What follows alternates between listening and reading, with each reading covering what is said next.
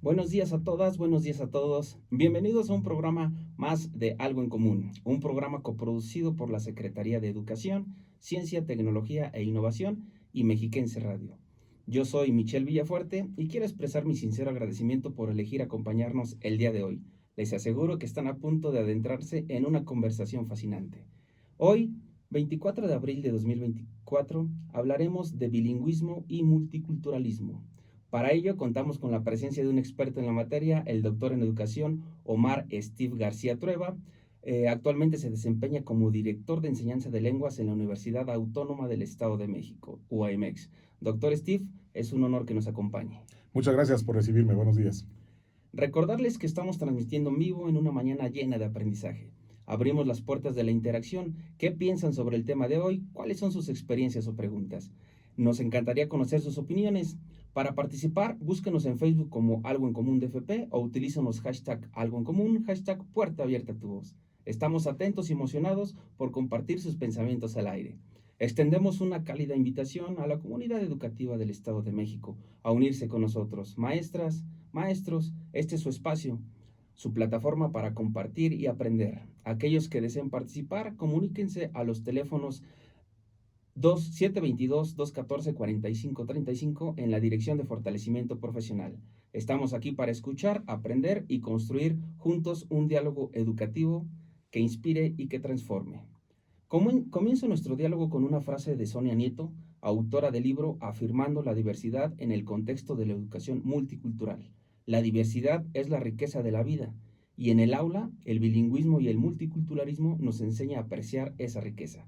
Doctor Steve, ¿cuál es el concepto de bilingüismo y multiculturalismo? Bueno, vamos a empezar también con alguien que por ahí que dijo que si hablas otro idioma es como tener dos almas. ¿Por qué? Porque tienes otra personalidad al adquirir la lengua. La lengua no va sola, va acompañada de cultura. Y definir bilingüismo, según los lingüistas, es tener dos sistemas lingüísticos que te permitan interactuar en cualquier circunstancia. El problema viene que tú aprendes un idioma en ciertas circunstancias y el otro idioma en otras circunstancias. Es decir, ¿cómo aprendemos nuestra lengua madre, el español? Lo aprendimos en casa, con repeticiones continuas, lo aprendimos en la escuela, lo aprendimos en el patio, lo aprendimos en la calle. Y el problema de cuando queremos aprender un segundo idioma, para empezar, ya estamos mucho más grandes, nuestra etapa crítica de aprendizaje ya pasó. Entonces queremos aprenderlo dentro de un aula con un libro. ¿Cómo vamos a aprender un idioma de una manera natural de esta manera? Es a veces imposible. Entonces lo que hacemos nosotros es aprender otro idioma de una manera artificial y aprendemos un idioma que es académico, no tanto social. Y voy a poner otro ejemplo. ¿Qué pasa si tú eres ya certificado internacionalmente en inglés? Y tú dices, ya tengo certificaciones, es más, egresé de una escuela donde me enseñaron inglés, soy licenciado en lenguas inglesas, y me mandan a Australia o me mandan a Estados Unidos o me mandan donde quieras. Te compras un carro y se te descompone. ¿Cómo llegas al taller y le dices al del taller se me jalonea? Si nunca lo viste en un libro, si nunca te lo enseñó tu maestro. Te duele una muela, vas al dentista.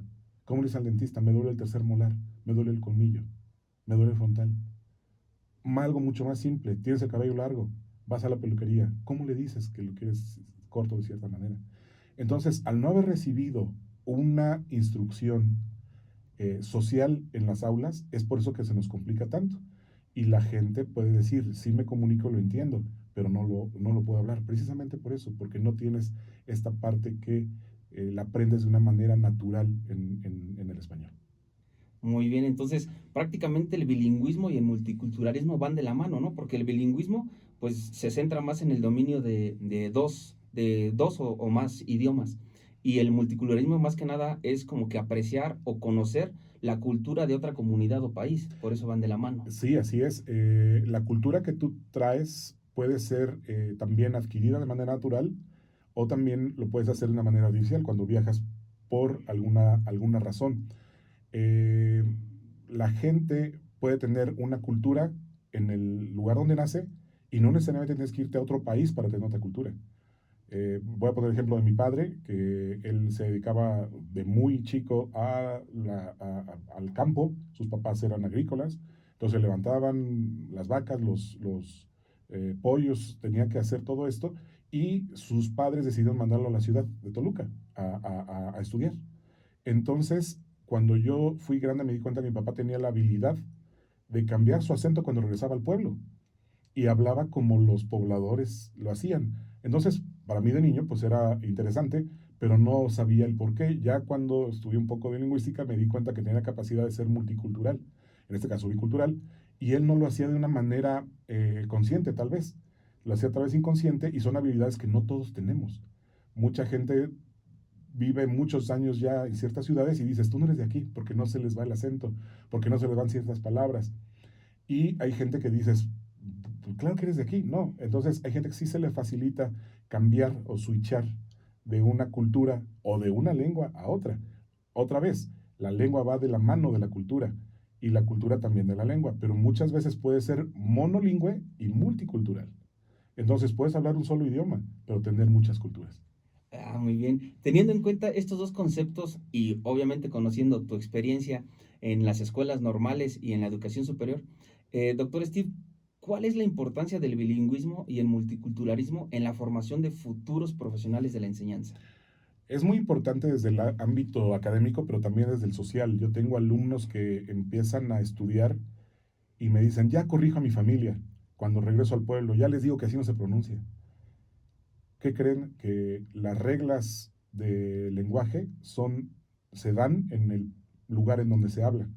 Si en tu pueblo se dice fuiste, veniste, trajiste y regresaste, así está bien, así se dice en ese lugar y así está bien dicho. No vayas a regresar a tu pueblo a corregir a las personas.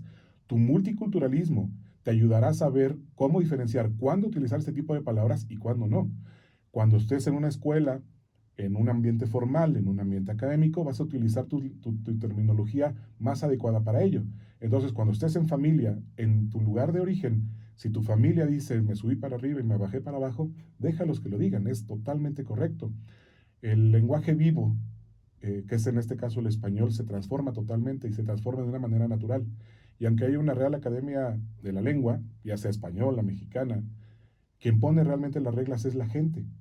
El ejemplo está con la palabra impreso. Yo he impreso un documento, pero nos equivocamos tanto al decir el documento ya está imprimido, que ya está aceptado de esta manera. Algo que es muy común ahorita es la palabra, por ejemplo, presidente. Cuando es una mujer, vamos a decir presidenta, pero la palabra ente es a los dos. Si yo soy un hombre, yo no voy a ser presidente. Es como si alguien me ataca, el que me ataca no es un atacanto.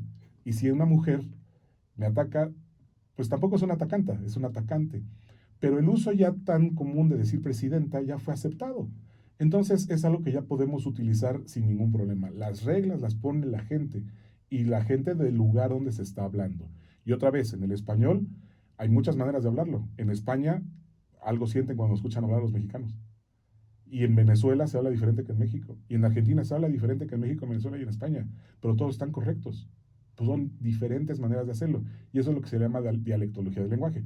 Un dialecto no es otra lengua. Por ejemplo, aquí tenemos la mala idea de que un dialecto es el otomí, el mazagua. No, el dialecto es una manera diferente de hablar el mismo idioma.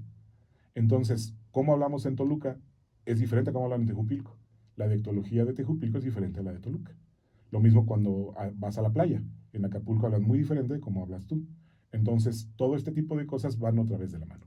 Oh, muy bien. Entonces, prácticamente entonces para los docentes en formación, dominar más de un idioma y comprender diferentes culturas, pues prácticamente va a hacer o establecer conexiones más significativas con sus estudiantes y crear un ambiente inclusivo en el aula, bueno, más bien con el enfoque del multiculturalismo, como lo acaba de mencionar.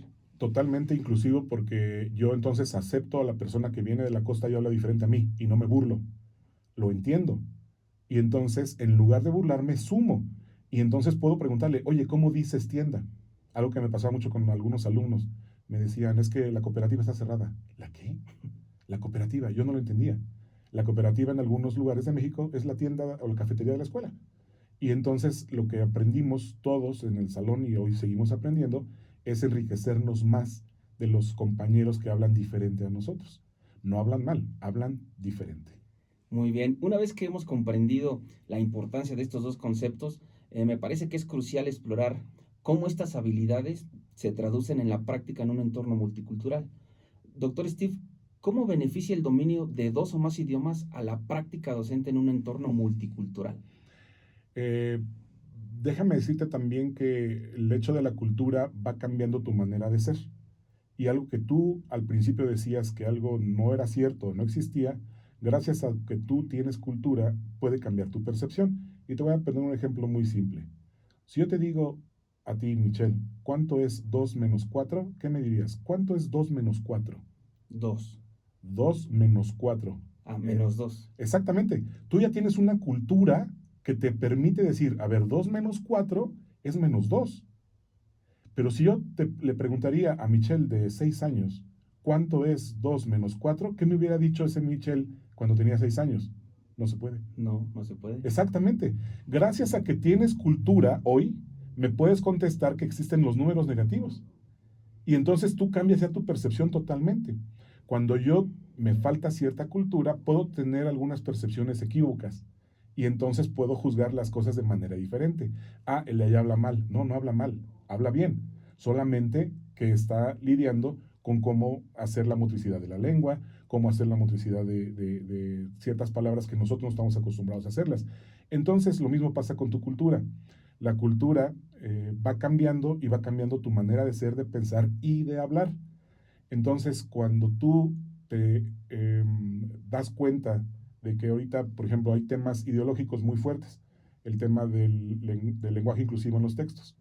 Es muy complicado porque yo no puedo aseverar nada hoy, pero la pregunta sería, ¿el himno nacional mexicano tendría que cambiarse? Y te voy a poner un ejemplo. Ya tendremos que cantar mexicanas y mexicanos al grito de guerra. Esa es una pregunta muy seria porque ahora resulta que en los papeles todo tiene que incluirse. Y entonces hasta el himno tiene que ser cambiado. Otra vez, viene como pregunta, no viene como una afirmación. La ideología que traemos, la cultura, la ideología es parte de nuestra cultura. Y tenemos que cuestionarnos por qué creemos esto que creemos. ¿Quién nos inculcó lo que creemos y por qué? Entonces, si alguien nos dice que hay que decir las y los, ¿por qué? ¿Por qué lo incluye?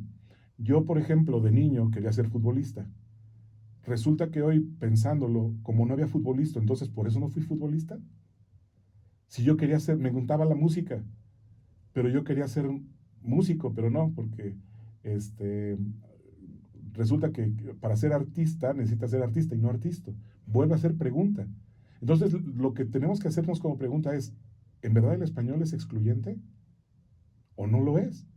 Eh, Al no saber nosotros el español como tal, también podemos nosotros decir que el español, gracias a las as y a las os, podemos definir si es femenino o masculino. Vamos a poner un ejemplo muy sencillo, la palabra águila. Águila es un sustantivo que decimos es femenino. Pero si le agregamos un artículo definido, el a los las, resulta que va a ser el águila. ¿Por qué agregamos un artículo definido masculino a un sustantivo femenino? Pero ahora si lo pluralizamos, decimos águilas. Y el artículo definido, el a los las, será las águilas. Entonces, ¿por qué en singular es el águila? ¿Y por qué en plural son las águilas? Pero después empieza a analizar que lo mismo pasa con el agua. El agua, las aguas. Y lo mismo pasa con el alma, las almas. Entonces, la cultura que tú traes, o cualquier persona trae de las lenguas, podemos inferir. Yo tenía un amigo, por ejemplo, que me decía, es que no puedes ir a agarrar, ¿por qué no tenemos garras? Tenemos manos. Pues sí, pero los lenguajes se van construyendo de una manera práctica. No fueron hechos por una deidad que nos dijeron, aquí están las reglas correctas de todo. Entonces los mismos lenguajes tienen incongruencias. Y este tipo de incongruencias nos lleva a pensar que etimológicamente significaban una cosa, pero realmente en la práctica significan otra. Entonces es cuando tienes que adentrarte a realmente conocer un idioma para poder enseñarlo. Muchas veces decimos, yo hablo español, eres mexicano, perfecto, da clase de español. No, no puedes dar clase de español. ¿Por qué? Porque solamente lo hablas. No lo sabes. Y esto pasa en todos lados del mundo. No es exclusivo de los mexicanos, no hay que tener problema. Los alemanes hablan alemán, pero si no estudian su lengua, no sabrán nada más que solamente lo hablarán. Lo mismo pasa con los londinenses. Ellos conocen, saben el inglés, cómo comunicarse, pero no tienen la menor idea de la gramática, ni el porqué, ni las explicaciones. Lo mismo pasa con nosotros. Por eso nos preguntamos, ¿por qué hay lengua española licenciatura en español en México? Pues porque necesitas una licenciatura para saber el idioma. Es una ciencia que tienes que estudiar. La lingüística la tienes que estudiar y todas ellas lo tienen. Entonces, aunque tú seas un hablante, puede que no seas muy consciente de todas las reglas que implican un lenguaje. Bien, concuerdo contigo. Me parece que la capacidad para conectar con los estudiantes en su idioma nativo y comprender sus antecedentes, antecedentes culturales, como ya lo mencionaste, es fundamental para crear un ambiente de aprendizaje inclusivo y obviamente efectivo. Bien, ya exploramos la importancia del bilingüismo y la diversidad de culturas en la formación de los futuros docentes de la enseñanza. Es momento de analizar cómo estas habilidades se integran en un plan de estudios dentro de las instituciones de educación superior. Doctor Steve, ¿qué estrategias eficaces existen para integrar el bilingüismo y la diversidad cultural en el plan de estudios de las instituciones de educación superior? Hay muchas instituciones de educación superior que han entendido la necesidad de la repetición. Y la repetición es fundamental para el desarrollo de un idioma. Entonces, yo sí aplaudo a muchas instituciones que tienen el inglés diario, 2 horas mínimo de enseñanza. Eso es lo que tendríamos que llegar nosotros como educación para que nuestros alumnos puedan hablar otro idioma. Porque otra vez vuelvo a lo mismo, la inmersión que tenemos es prácticamente nula. ¿Y qué otra herramienta podemos tener dentro del aula? Puedes tener la mejor metodología, hecha por la mejor universidad del mundo. Y puedes tener un muy buen docente que tenga mucho dominio del idioma.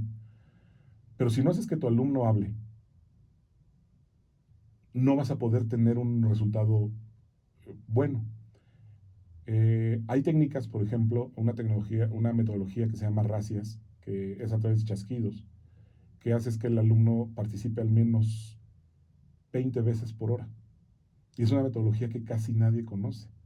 El problema de cuando enseñas una lengua en Toluca, en México, en el mundo, en la que tú quieras, el maestro va con su libro, el maestro va con su grabadora, con el audio, el alumno lee y si bien le va al alumno, tiene 2 o 3 participaciones en una hora.